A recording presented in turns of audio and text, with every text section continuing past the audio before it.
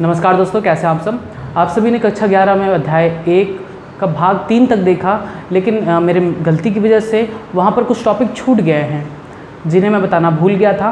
तो उन टॉपिक को मैं भाग 2 के बी पार्ट में बता रहा हूँ, ठीक है। तो भाग 3 देखने से पहले आपको ये देखना होगा। भाग 2 के बाद जो टॉपिक छूटे थे वह क्या है, चलिए शुरू करते हैं। हमने आपको एक शब्द बताया था, जैव विविधता। जैव विविधता का मतलब होता है जीवों में पाए जाने वाले विविधता से कितने प्रकार के जीव पाए जाते हैं।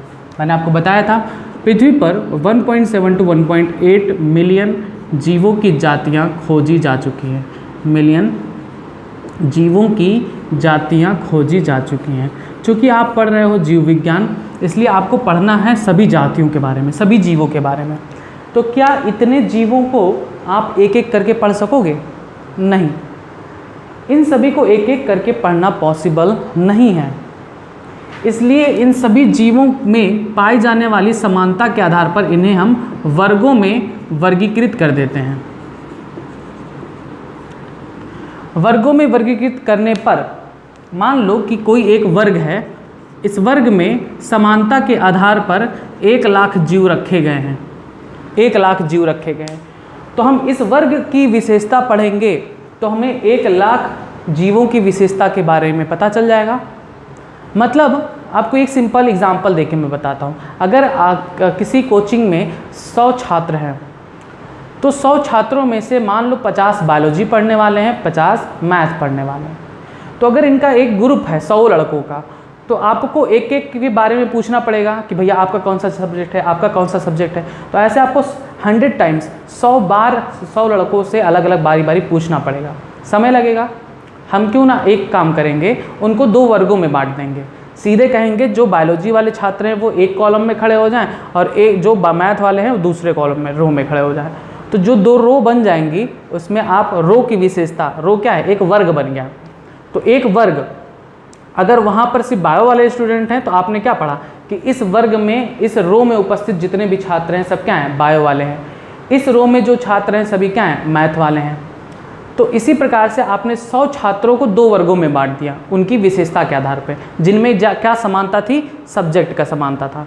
उसी तरीके से इतने मिलियन इस जीवों में, इतने मिलियन जीवों में जिन जीवों में जो समानता पाई जाती हैं, समानताओं के आधार पर उन्हें एक वर्ग में रखा जाता है। मान लो कि 1 लाख जीवों में समानता है कि सभी में यूकैरियोटिक कोशिकाएं हैं, तो उन्हें हम एक वर्ग में रख देंगे।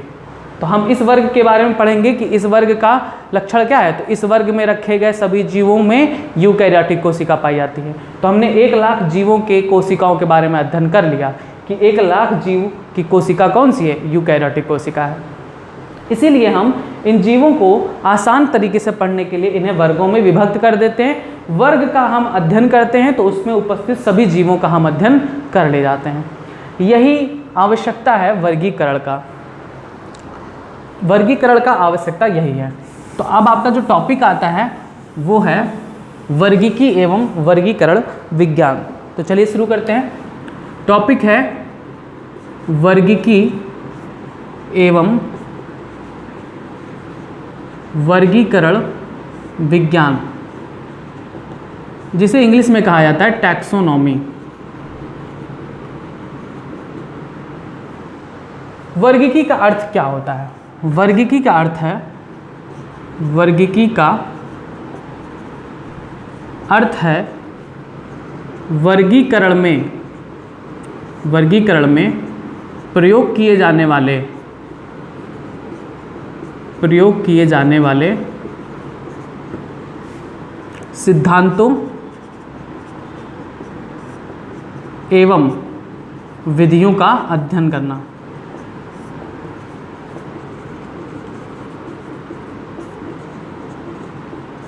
ठीक है।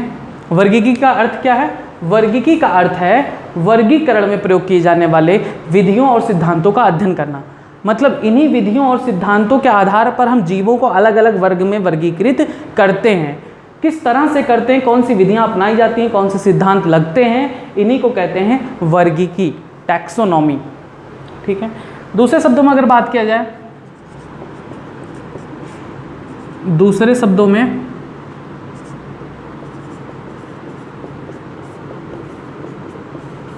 जीवों की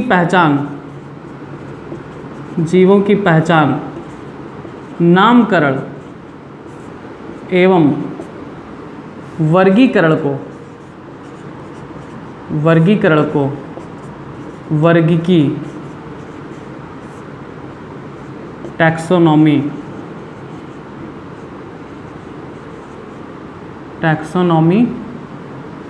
कहा जाता है। ठीक है, इजी है। वर्गीकी किसे कहते हैं? जीवों की पहचान करना, उनका नामकरण करना और उनका वर्गीकरण करना, यही कहलाता है वर्गीकी, टैक्सोनॉमी कहलाता है। इसकी अगर आप इंग्लिश में डेफिनेशन देना चाहें तो लिख सकते हैं टैक्सोनॉमी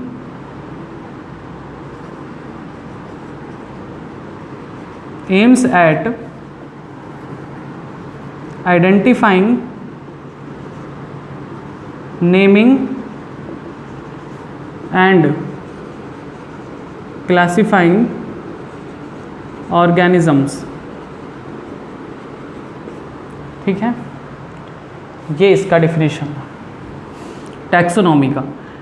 टैक्सोनॉमी या वर्गीकी क्या कहलाता है? तो वर्गीकी का अर्थ होता है वर्गीकरण में प्रयोग किए जाने वाले सिद्धांतों एवं विधियों का अध्ययन करना, कि किस किस विधियों और किस किस सिद्धांतों के आधार पर हम जीवों को अलग अलग वर्गों में वर्गीकृत करते हैं।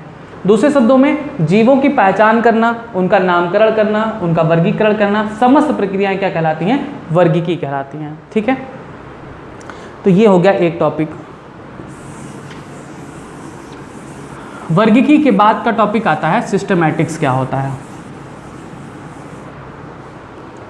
ठीक है, सिस्टमैटिक्स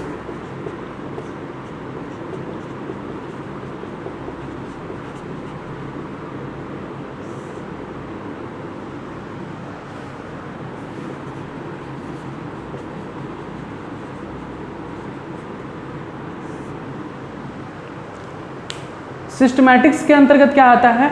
तो सिस्टमैटिक के अंतर्गत जीवों के प्रकार, कितने प्रकार के जीव पाए जाते हैं, उनमें विविधता क्या है, तो जीवों के प्रकार, उनकी विविधता का अध्ययन किया जाता है। साथ ही साथ उनके बीच पाए जाने वाले संबंधों का भी अध्ययन किया जाता है सिस्टमैटिक्स के अंतर्गत। तो आप लिखेंगे इसके अंतर्गत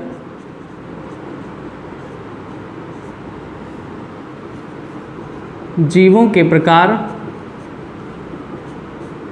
एवं विविधता का अध्ययन किया जाता है। साथ ही साथ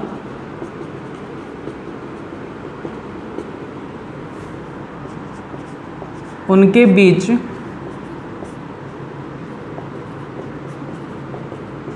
पाए जाने वाले संबंधों का भी अध्ययन किया जाता है। ठीक है, तो सिस्टमैटिक्स क्या कहलाता है? जीवों के प्रकार, विविधता का अध्ययन या उनके बीच पाए जाने वाले संबंधों का अध्ययन कहलाता है सिस्टमैटिक्स। दूसरा इंपॉर्टेंट पॉइंट आता है कि सिस्टमैटिक्स जो वर्ड है ये कैसा वर्ड है? सिस्टमैटिक शब्द लैटिन शब्द से बना है। लैटिन शब्द जिसे कहते हैं सिस्टमा, लैटिन शब्द सिस्टमा से आया है, सिस्टमा से आया है, जिसका अर्थ क्या होता है? जिसका अर्थ जीवों की नियमित व्यवस्था से है, नियमित व्यवस्था से है। सिस्टमैटिक शब्द का सबसे पहले प्रयोग किसने किया था? सिस्टमैटिक शब्द का सर्वप्रथम प्रयोग कैरोलस लीनियस ने किया था। कैरोलस लीनियस ने किया था। ये क्वेश्चन पूछा जाता है कि सिस्टमैटिक शब्द का सबसे पहला प्रयोग किसने किया था? कैरोलस लीनियस ने। इन्होंने क्या किया? इन्होंने अपनी पुस्तक का टाइटल का नाम भी यही रखा। इन्होंने अपनी पुस्तक के टाइटल का नाम सिस्टमा नेचर सिस्टमा नेचर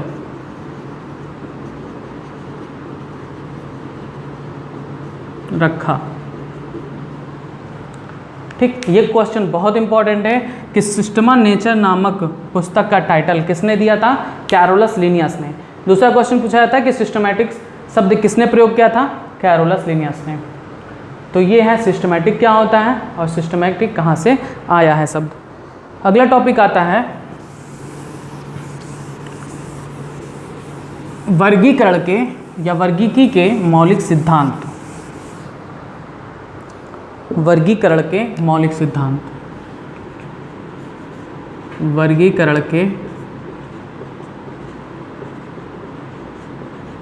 मौलिक सिद्धांत। वर्गीकरण के मौलिक सिद्धांत में हमने बताया था ना कि वर्गीकरण या वर्गीकी क्या होता है?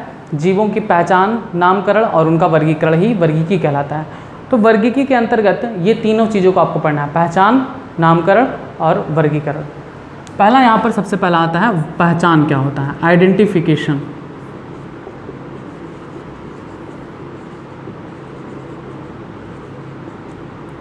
पहचान में हम किसी जीवों को नाम देने से पहले, नामकरण करने से पहले या उनका वर्गीकरण करने से पहले हम उस जीवों को पहचानते हैं कि वो हैं क्या। बैक्टीरिया हैं या कवक हैं, पौधा है या जंतु हैं। तो इसे किस प्रकार से हम पहचानेंगे? उनके लक्षणों को देखकर कि उनमें किस प्रकार की कोशिका पाई जा रही है, उस कोशिका में क्या हरित लवक पाया जा रहा है कि नहीं पाया जा रहा है। तो इन सभी लक्षणों को जीवों के लक्षणों के आधार पर, जीवों के लक्षणों के आधार पर हम जीवों की पहचान कर सकते हैं और इसी को कहते हैं पहचान करना।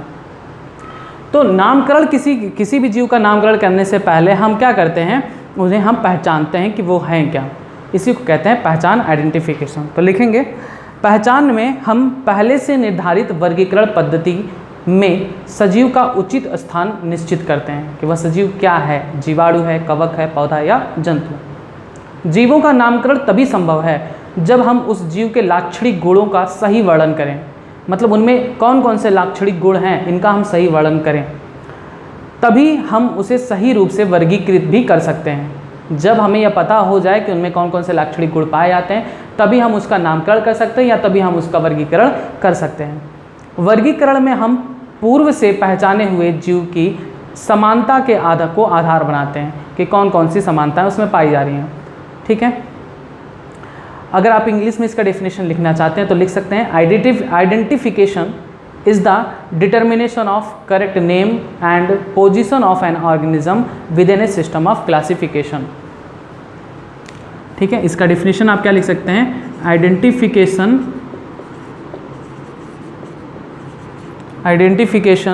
is the determination of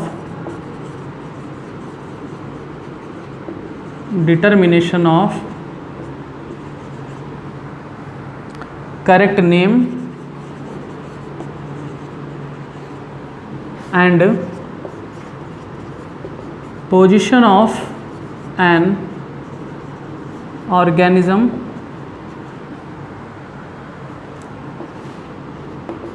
within a system of classification.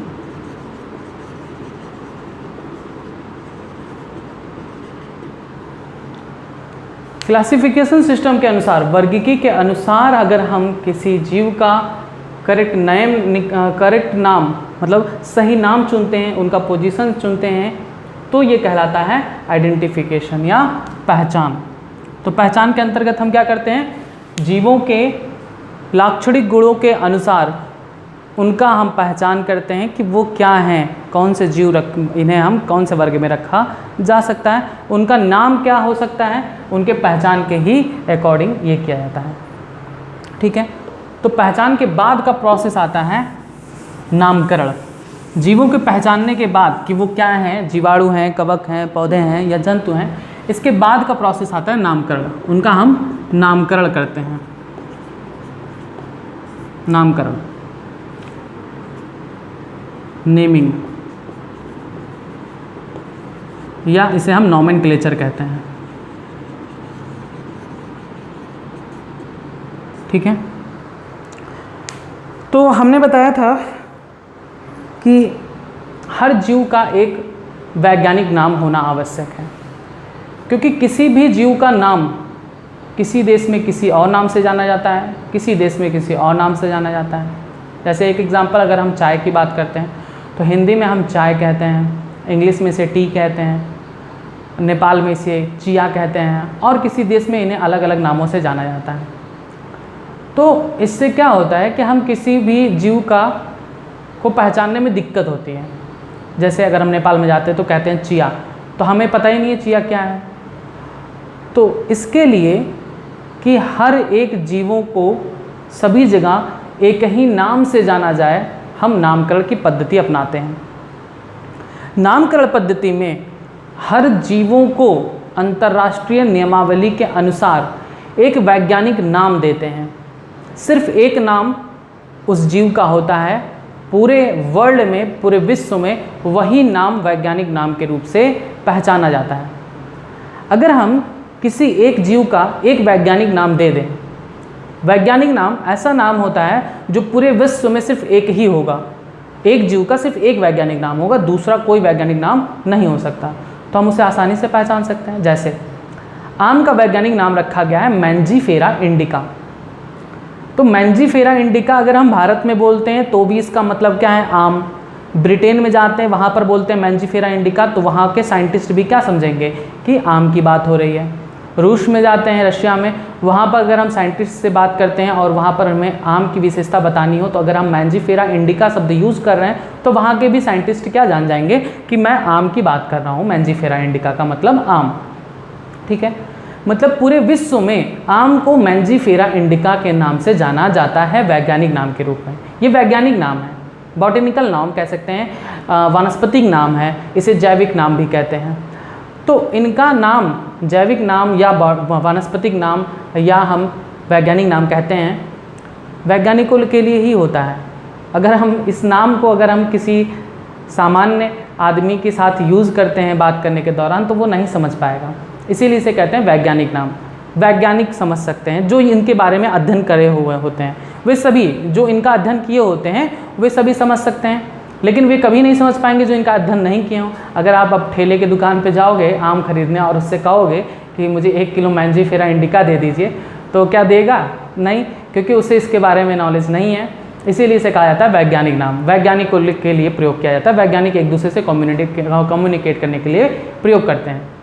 ठीक है, जैसे यहाँ पर अगर हमने आम पर रिसर्च किया, तो आम पर रिसर्च किया, कोई बात अगर हमने जाना इसके बारे में, तो अगर हमें अमेरिका में जाके बताना है तो हम ये नहीं कहेंगे कि हमें आम में ये चीज़ मिला, नहीं। अब हमने किस में प्रयोग किया? मैंजीफेरा इंडिका में, तो हम वहाँ पे यूज़ करेंगे कि मैंजीफेरा इंडिका में हमने ये चीज़ पाया। किसी भी देश में किसी भी जीव का सिर्फ एक वैज्ञानिक नाम होता है, ऑल ओवर वर्ल्ड में उसी नाम को एक्सेप्ट किया जाता है। इस नाम को देने के लिए अंतर्राष्ट्रीय नियमावली है, नियम है नाम रखने का, वैज्ञानिक नाम रखने का कुछ नियम है, उसी नियम के अकॉर्डिंग ही नाम रखा जाता है। ठीक है, अपने मन से हम नाम नहीं रख सकते हैं। तो नामकरण का मतलब होता है किसी भी जीवों को एक विशेष नाम दिया जाए, उस विशेष नाम से वह पूरे वर्ल्ड में जाना जाए। जैसे आलू की बात करें तो आलू का साइंटिफिक नेम होता है सोलेनम ट्यूबेरोसम। तो अब आलू का नाम जो है उसका साइंटिफिक नेम क्या है? Solanum tuberosum.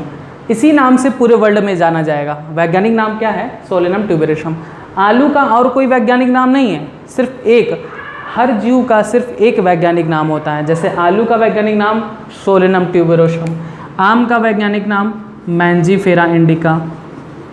तो इन सभी का, जैसे आम का मैंने बताया ना, तो आम का सिर्फ एक नाम मैंजीफेरा इंडिका। वैरायटी अलग अलग हो सकती हैं, लेकिन नाम जो है वो एक ही होता है, Mangifera indica.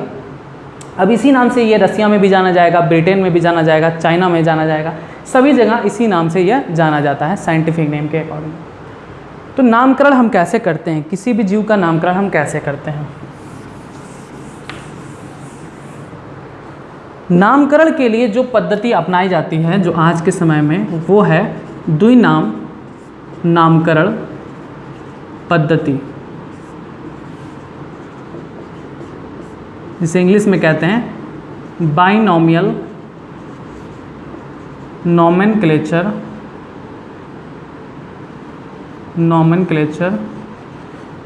System, binomial nomenclature system, द्विनाम नामकरण पद्धति। द्विनाम नामकरण पद्धति किसने दिया था? सबसे पहला तो क्वेश्चन यही बनता है। तो द्विनाम नामकरण पद्धति दिया था कैरोलस लीनियस ने। कैरोलस लीनियस ने द्विनामकरण पद्धति दिया था।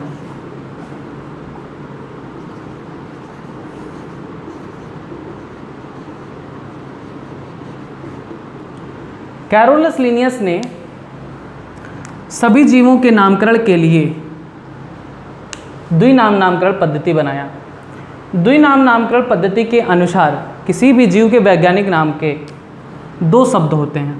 किसी भी वैज्ञानिक नाम के दो शब्द होते हैं, एक उसका वंश बताता है, दूसरा उसकी जाति बताता है। जैसे एग्जाम्पल, आम का नाम।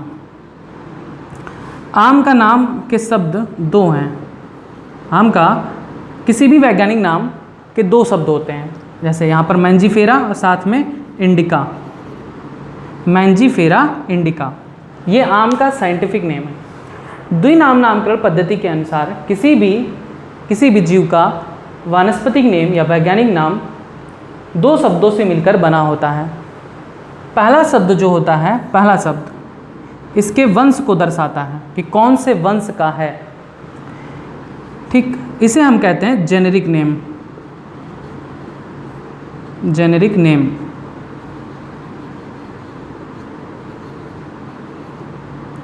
दूसरा शब्द किसी भी जीव के वानस्पतिक नाम का दूसरा शब्द उसके जाति को बताता है कि कौन से जाति का है। इसे हम कहते हैं स्पेसिफिक एपिथेट।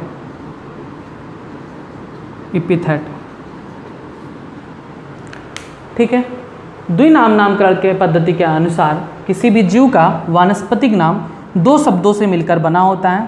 पहला शब्द उसका जेनेरिक नेम कहलाता है जो उस जीव के वंश को बताता है। दूसरा शब्द स्पेसिफिक एपिथेट कहलाता है जो उस जीव के जाति को बताता है। ठीक है, ये है द्विनाम नामकरण पद्धति। समझ में आया? इसी तरीके से कोई भी किसी भी इंडिविजुअल का नाम ले लो आप, उन सभी के वैज्ञानिक नाम के दो भाग जरूर होते हैं, मतलब दो शब्दों से वैज्ञानिक नाम बना होता है। अब मान लो मनुष्य का नाम ले लिया जाए, तो मनुष्य का वैज्ञानिक नाम क्या होता है? Homo sapiens. Homo sapiens. तो होमो सैपियंस में एक शब्द ये है और दूसरा शब्द ये है, दो शब्दों से मिलकर बना, इसीलिए इसे हम कहते हैं द्विनाम नामकरण पद्धति। द्विनाम नामकरण पद्धति मतलब दो शब्दों से मिलकर बना होता है। अब यहाँ पर होमो जो है मनुष्य की वंश को बताता है। मनुष्य का वंश क्या है? होमो। और स्पीशीज क्या बताता है? मनुष्य की जाति। जाति क्या है? सैपियंस। इस प्रकार से होमो सैपियंस, पूरा नाम मनुष्य का क्या होता है? Homo sapiens. पहला नाम जिसे हम कहते हैं जेनेरिक नेम, दूसरे नाम को कहते हैं स्पेसिफिक एपिथेट। जो जेनेरिक नेम होता है वो उस जीव के वंश को बताता है। स्पेसिफिक एपिथेट उस जीव के जाति का नाम बताता है। दूसरा एग्जाम्पल आलू का ले लीजिए। Solanum tuberosum. सोलेनम ट्यूबेरोसम देखिए दो शब्दों से मिलकर बना है। आलू का वैज्ञानिक नाम क्या है? Solanum tuberosum. तो इसका भी नाम दो शब्दों से मिलकर बना है। पहला शब्द क्या कहलाएगा? Generic name. दूसरा शब्द क्या कहलाएगा? Specific epithet. पहला नेम इसका क्या बताएगा? वंश का नाम बताएगा। दूसरा शब्द क्या बताएगा? जाति का नाम बताएगा। दूसरा शब्द जाति का नाम बताता है, पहला शब्द वंश का नाम बताता है। इसे कहते हैं द्विनाम नामकरण पद्धति। अब द्विनाम नामकरण पद्धति के कुछ नियम होते हैं। जैसे द्विनाम नामकरण पद्धति जो लिखा जाता है, जो वर्ड यूज़ किया जाता है, जो भाषा यूज़ की जाती है द्विनाम नामकरण पद्धति में, वो होती है लैटिन भाषा, लैटिन या ग्रीक भाषा का प्रयोग करते हैं। किसी भी जीव का वैज्ञानिक नाम लिखने के लिए हम लैटिन या ग्रीक भाषा का प्रयोग करते हैं। Mangifera indica. इंडिका शब्द क्या है? एक लैटिन भाषा है जिसका मतलब होता है फ्रॉम इंडिया, मतलब इंडिया से। इंडिका शब्द क्या है? एक लैटिन भाषा है जिसका अर्थ होता है फ्रॉम इंडिया। मतलब मैंजीफेरा इंडिका मतलब ऐसी आम की वो जाति जो भारत में ज़्यादातर पाई जाती हैं। ठीक इसी तरीके से अलग अलग जीवों के नाम होते हैं, इन सभी के नाम क्या होते हैं, लैटिन भाषा में लिखे जाते हैं। जैसे होमो शब्द क्या है, एक लैटिन भाषा है। होमो का मतलब होता है मनुष्य से, तो इसीलिए मनुष्य का वंश का नाम रख दिया गया होमो। तो वैज्ञानिक नाम के लिए जो शब्द यूज़ किए जाते हैं वो लैटिन भाषा के होते हैं, इस बात को याद रखेंगे। अगर लैटिन भाषा के नहीं हैं तो लैटिनीकरण उनका किया जाता है। तो जैसे देखिए ये लैटिनीकरण किया हुआ है, इंडिका का मतलब फ्रॉम इंडिया। उसी तरीके से और भी होते हैं, जैसे बरगद का पेड़ फाइकस बेंगालेंसिस, बरगद का नाम है बेंगालेंसिस। तो बरगद का जो नाम है वो है फाइकस बेंगालेंसिस। बेंगालेंसिस जो शब्द है ये ग्रीक वर्ड नहीं है, इसका मतलब होता है, बेंगालेंसिस का मतलब होता है फ्रॉम बंगाल। मतलब इनकी लोकेलिटी के आधार पर भी नाम लिखे जाते हैं। कुछ जीवों के जो वैज्ञानिक नाम होते हैं उनके लोकेलिटी के अनुसार लिखे जाते हैं। जैसे फाइकस बेंगालेंसिस का मतलब होता है फ्रॉम बंगाल, मतलब बरगद का पेड़ कहाँ पर सबसे ज़्यादा पाया जाता है, बंगाल में, इसीलिए इसका नाम रख दिया गया फाइकस बेंगालेंसिस, इनके लोकेलिटी के नाम के अकॉर्डिंग। तो द्विनाम नामकरण की पद्धति के और भी नियम हैं। पहला नियम तो मैंने आपको बता दिया कि लैटिन भाषा यूज़ किया जाता है। दूसरा नियम, द्विनाम नामकरण पद्धति लिखने के लिए दो शब्द यूज़ किए जाते हैं। पहला शब्द वंश को बताता है, दूसरा शब्द जाति को बताता है। पहला शब्द हमेशा कैपिटल से स्टार्ट होता है, याद रखेंगे। वंश का नाम जो है वो हमेशा, जेनेरिक नेम हमेशा कैपिटल लेटर से स्टार्ट होता है, और स्पेसिफिक एपिथेट का जो पहला लेटर है वो हमेशा स्मॉल से स्टार्ट होता है। इस बात को याद रखेंगे। देखिए यहाँ पर कैपिटल लेटर है, यहाँ पर स्मॉल लेटर है, यहाँ पर कैपिटल लेटर यूज़ किया गया है, यहाँ पर स्मॉल लेटर। तो ये रूल है कि पहला लेटर मतलब वंश का नाम कैपिटल से शुरू होता है, जाति का नाम स्मॉल लेटर से शुरू होता है। दूसरा एक रूल है कि इसे हम जब लिखते हैं कंप्यूटर में टाइप करते हैं तो इटैलिक फॉर्मेट में होना चाहिए। इटैलिक फॉर्मेट मतलब तिरछा लिखा होना चाहिए, ठीक है, इस तरह से तिरछा होना चाहिए। मैंजी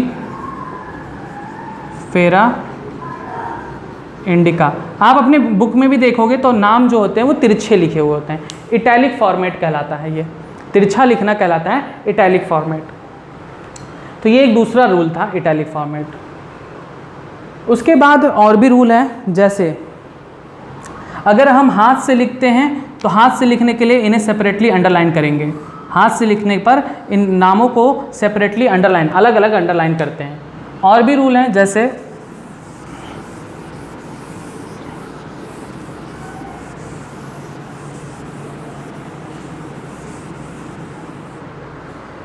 किसी भी जीव का वानस्पतिक नाम अधूरा होता है यदि उसके शब्द के आगे उस वैज्ञानिक का नाम ना लिखा हो, एब्रिवेटेड फॉर्म में लिखा होता है, संक्षिप्त रूप में लिखा होना चाहिए, जिसने सबसे पहले उसे खोजा है।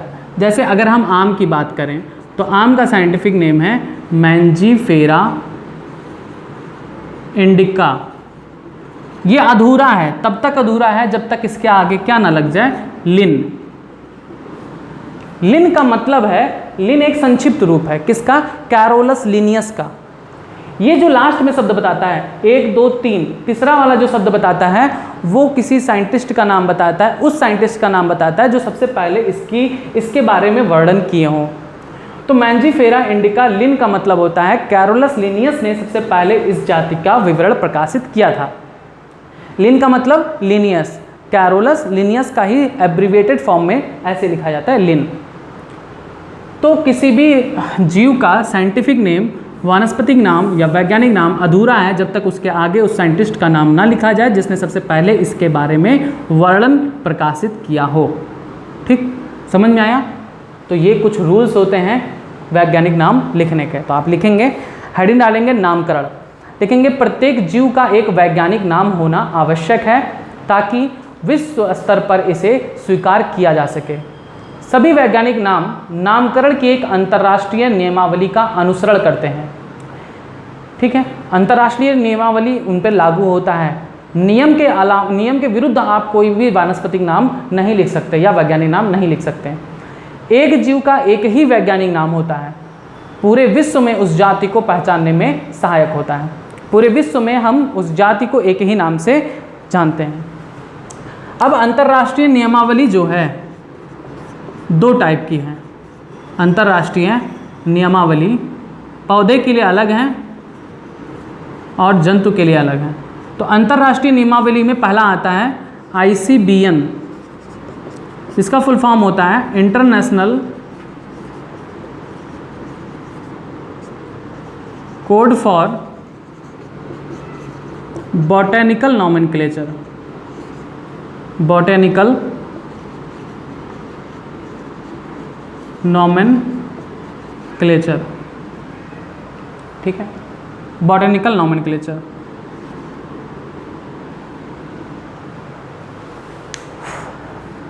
देखिए यहाँ पर शब्द आ रहा है बॉटेनिकल। बॉटेनिकल का मतलब होता है वनस्पति। ICBN जो नियमावली है वो किसके लिए है? पौधों के नामकरण के लिए। पौधों का अगर नामकरण करना है तो हमें इसके नियमावली का अनुसरण करना होता है।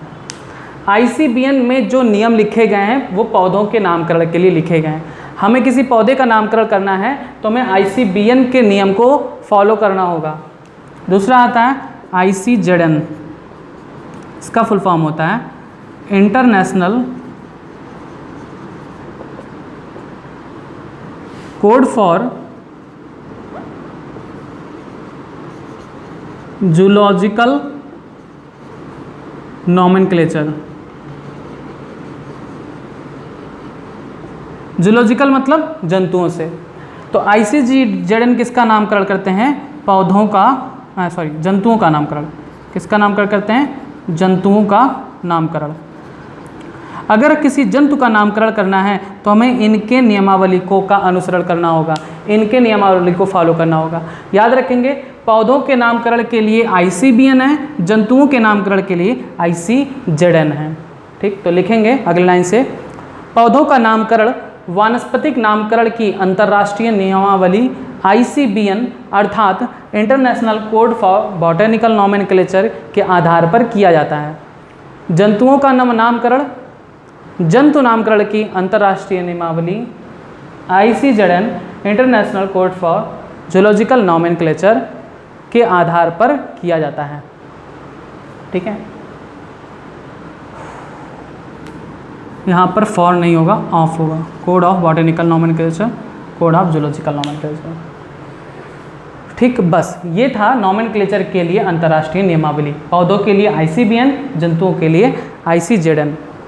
ठीक, अब आप हेडिंग डालेंगे द्विनाम नामकरण पद्धति, जिसके बारे में अभी हमने आपको थोड़ी देर पहले बताया था। द्विनाम नामकरण पद्धति, हेडिंग डालेंगे द्विनाम नामकरण पद्धति और इसमें लिखेंगे पौधों का वैज्ञानिक नाम हमेशा अंतर्राष्ट्रीय मान्यता प्राप्त नियमों के अनुसार करते हैं। किसी भी पौधे का वैज्ञानिक नाम 2 शब्दों से मिलकर बना होता है।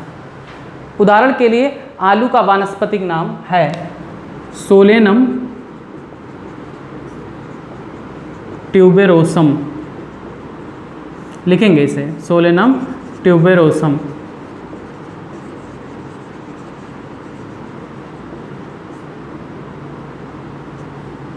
आगे लिखेंगे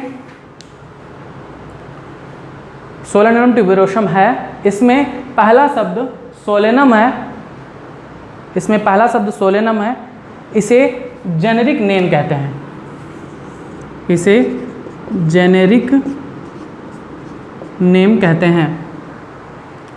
और दूसरा शब्द ट्यूबेरोसम है, दूसरा शब्द ट्यूबेरोसम है, इसे स्पेसिफिक एपिथेट कहते हैं, स्पेसिफिक एपिथेट कहते हैं। ठीक, लिखेंगे इसे स्पेसिफिक एपिथेट कहा जाता है। आलू के वानस्पतिक नाम में सोलेनम, मैंने कहा था ना कि जो जेनेरिक नेम होता है सोलेनम किसको दर्शाता है? वंश को। और जो ट्यूबेरोसम है मतलब स्पेसिफिक एपिथेट क्या दर्शाता है? उसकी जाति को। तो लिखेंगे आलू के वानस्पतिक नाम में सोलेनम वंश तथा ट्यूबेरोसम जाति को निरूपित करता है। अगली लाइन से लिखेंगे जीनस का नाम हमेशा बड़े अक्षर कैपिटल लेटर से शुरू होता है, जबकि स्पेसिफिक एपिथेट का पहला अक्षर छोटे अक्षर स्मॉल लेटर से शुरू होता है, ठीक, जैसे सोलेनम ट्यूबरोसम। अगले लाइन से लिखेंगे वैज्ञानिक नाम को जब प्रिंट किया जाता है तो इटैलिक में लिखा जाता है। मैंने बताया था ना, इटैलिक फॉर्मेट यूज़ किया जाता है। इटैलिक मतलब तिरछा लिखा हुआ, मैंजीफेरा इंडिका, इस तरह से, जिससे और शब्दों से ये क्या हो जाए, डिफरेंट हो जाए। इटैलिक में लिखा जाता है या टाइप किया जाता है। अगर टाइप किया जाता है तो इसे अंडरलाइन कर दिया जाता है। अगले लाइन से लिखेंगे किसी भी जीवों का वानस्पतिक नाम अधूरा है यदि उसके जाति के बाद उस व्यक्ति का नाम ना हो जिसने सबसे पहले उस जाति की खोज की। जैसे मैंजीफेरा इंडिका, जाति के बाद अगर लिन शब्द नहीं है तो यह नाम क्या माना जाता है, अधूरा माना जाता है। मैंजीफेरा इंडिका के बाद जो लिन शब्द है वो उस वैज्ञानिक के नाम को बताता है जिसने सबसे पहले इसका वर्णन किया था। आगे लिखेंगे उदाहरण के लिए आम का वानस्पतिक नाम है मैंजीफेरा इंडिका लिन या इंडिका, अभी लिन नहीं लिखेंगे, मैंजीफेरा इंडिका। इस जाति का नाम अधूरा है यदि इसके साथ लिन शब्द नहीं लगाया जाए। अतः आम को किस प्रकार से लिखा जाता है, इस प्रकार से, मैंजीफेरा इंडिका लिन लिख लीजिए इस तरह से, ठीक। आगे लिखेंगे यहाँ लिन का अभिप्राय लीनियस से है जिन्होंने सर्वप्रथम इस पौधे का विवरण प्रकाशित किया था। अगले लाइन से लिखेंगे सबसे पहले द्विपद नाम पद्धति को स्वीडन के वनस्पति वैज्ञानिक, स्वीडन के वनस्पति वैज्ञानिक, क्या नाम है उनका, कैरोलस लिनियस ने दिया था। मैंने आपको पहले ही बताया है द्विनाम नामकरण पद्धति किसने दिया था, कैरोलस लिनियस ने। ये क्वेश्चन AIPMT के लिए बहुत फेमस है, बहुत पूछा जाता है, द्विनाम नामकरण पद्धति किसने दिया था, कैरोलस लिनियस ने। तो लिखेंगे सबसे पहले द्विपद नाम पद्धति को स्वीडन के वनस्पति वैज्ञानिक कैरोलस लिनियस ने उपयोग में लाना प्रारंभ किया था। उन्होंने मुख्यतः लैटिन अथवा ग्रीक शब्द भाषा के शब्दों का उपयोग किया था, ठीक, उन्होंने ग्रीक भाषा के शब्दों का प्रयोग किया था, ठीक।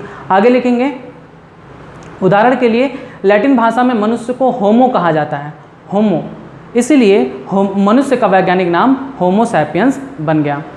अगले लाइन से लिखेंगे जब ग्रीक अथवा लैटिन के स्थान पर अन्य भाषाओं के शब्दों का उपयोग किया गया तब उसका लैटिनीकरण कर दिया गया। उदाहरण के लिए एक प्लांट का नाम लेंगे घटपर्णी पौधा, इसका जो कॉमन नेम है उसे हम कहते हैं पिचर प्लांट,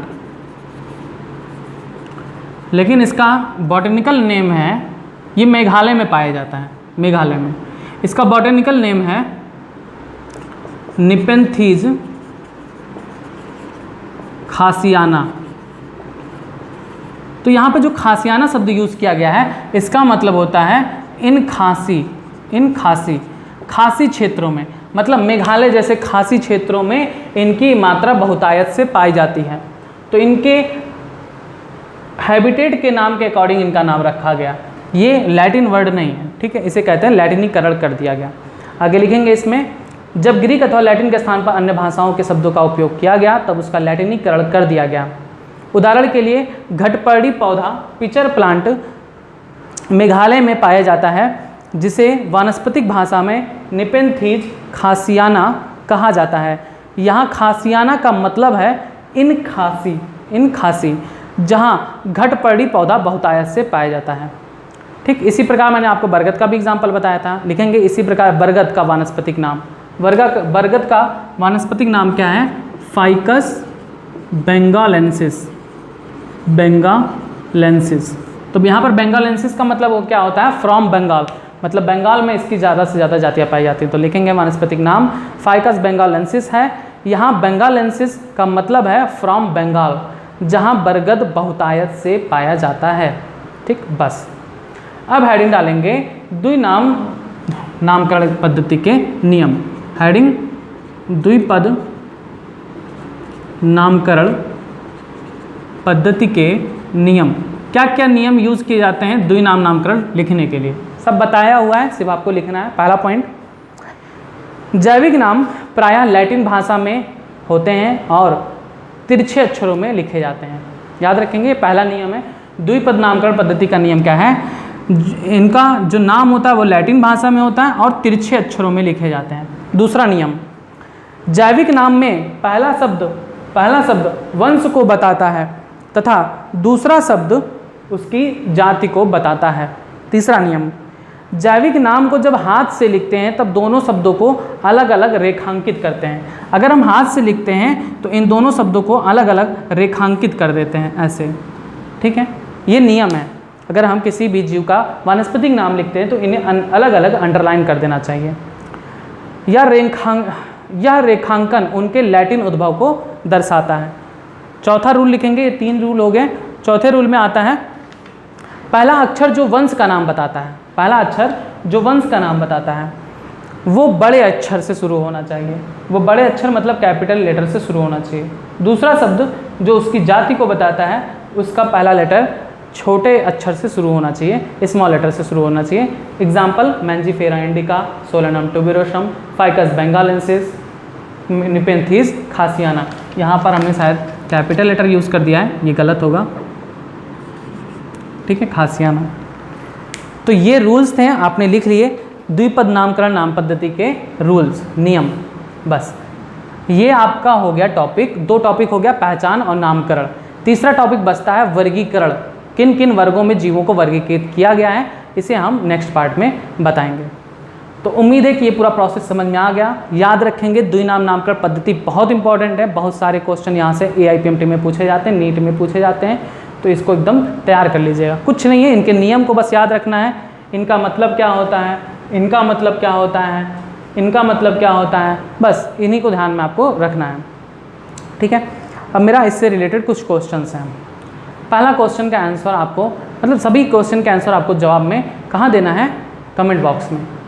तो पहला क्वेश्चन है, द्विपद नामकरण पद्धति किसने दिया था? दूसरा क्वेश्चन, आलू का वानस्पतिक नाम क्या है? तीसरा क्वेश्चन, इंडिका शब्द का अर्थ क्या होता है? चौथा क्वेश्चन, फाइकस बेंगालेंसिस में बेंगालेंसिस का मतलब क्या है? पांचवा क्वेश्चन, किसी भी जीव के वैज्ञानिक नाम को लिखने के में कम से कम 4 नियम क्या क्या होते हैं? इन सभी के आंसर आपको कमेंट बॉक्स में जल्द से देना है। तो इन क्वेश्चन का आंसर जरूर दीजिएगा, क्योंकि ये जो क्वेश्चंस मैंने पूछे हैं ये बहुत इंपॉर्टेंट हैं। AIPMT नीट में यही सारे क्वेश्चंस रिपीट होते हैं, बार बार पूछे जाते हैं, ठीक। आपको इस तरह से 4 ऑप्शन दे दिया जाएगा। मैंजीफेरा इंडिका दे दिया गया, इस तरह से दे दिया गया, ठीक है। उसके बाद ये ऑप्शन A दे दिया गया, B ऑप्शन में आपको दे दिया गया मैंजीफेरा इंडिका दे दिया गया, फिर आपको C ऑप्शन में दे दिया गया इस तरह से मैंजीफेरा इंडिका, फिर आपको D ऑप्शन में इस तरह से दे दिया गया मैंजीफेरा इंडिका लिन, और आपसे कह दिया गया बताइए इन चारों ऑप्शन में से कौन सा सही है। तो आपको चेक करना है कि कौन सा साइंटिफिक नेम सही तरीके से लिखा गया है। आप यहाँ पर देख रहे हो तो दूसरे शब्द में कैपिटल लेटर यूज़ किया गया है, तो ये गलत है, क्योंकि दूसरा शब्द क्या होता है, स्मॉल से शुरू होता है। दूसरे को चेक करेंगे तो मैंजीफेरा इंडिका सिर्फ लिखा गया है, इसके आगे इनके वैज्ञानिक का नाम नहीं लिखा गया, इसलिए ये भी गलत है। मैंजीफेरा में देखिए कैपिटल लेटर से शुरू होना चाहिए, तो स्मॉल लेटर से शुरू हुआ है, और ये कैपिटल लेटर से शुरू हुआ है, तो ये भी गलत है। आपको देखेगा कि ये पहला लेटर कैपिटल है, सेकंड स्मॉल है, यहाँ पर वानस्पति वैज्ञानिक का नाम भी दिया गया है, इसलिए क्या सही होगा, ऑप्शन D सही होगा। तो इस तरह से क्वेश्चन नीट AIPMT में पूछे जाते हैं कि साइंटिफिक नेम का 4 ऑप्शन दे दिया जाता है, पूछा जाता है कि कौन सा नाम सही है, या किसी भी एक का साइंटिफिक नाम पूछा जा सकता है कि बताइए बरगद का साइंटिफिक नेम क्या है। 4 ऑप्शन दे दिया गया, Mangifera indica, Solanum tuberosum, Nepenthes khasiana, Ficus benghalensis, तो आपको क्या बताना होगा, फाइकस बेंगालेंसिस बरगद का साइंटिफिक नेम होता है। इस तरह से क्वेश्चंस पूछे जाते हैं। जितने भी क्वेश्चन मैंने किए हैं उसके आंसर जरूर आप कमेंट बॉक्स में दीजिएंगे और जुड़े रहेंगे। मैं जल्दी इसके आगे टॉपिक को क्लियर कराऊंगा। धन्यवाद।